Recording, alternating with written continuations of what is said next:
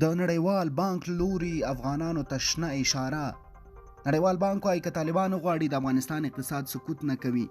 دا چې څنګه په ویډیو کې وګورئ. نړیوال بانک که طالبان غواړي د افغانستان اقتصاد سقوط نه کوي.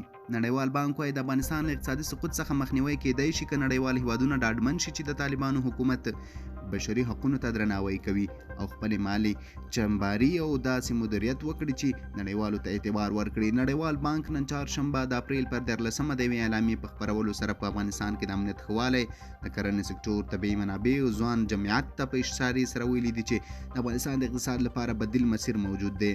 په امریکا کې میش دغه بانک وایي چې دغه مسیر به په راتلونکي کې د نړیوالې ټولنې او طالبانو د حکومت د اقداماتو ته اړتیا ولري.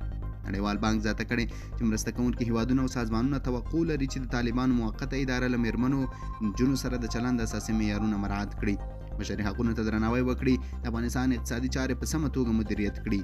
له هغه وخته چې طالبان د دویم ځل لپاره واک ته رسېدلي دي، یا د ډلې د 1996 نه تر 2001 میلادي کال پورې په نسبت نرم او متفاوت چلند کوي او په اړه یې د خپلو ژمنو عمل نه دی کړی، ځکه د نجونو متوسطه او لیسې ښوونځي تړلي دي.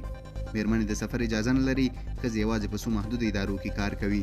سر له دې چې یو لړ مرستې بیرته پیل شو، خو واک ته د طالبانو رسېدو وروسته د حکومت د افغانستان د شتمنیو کنګلېدو، د بهرنیو مرستو په بندېدو سره یا د هېواد د شدید اقتصادي کړکېچ سره مخ دی.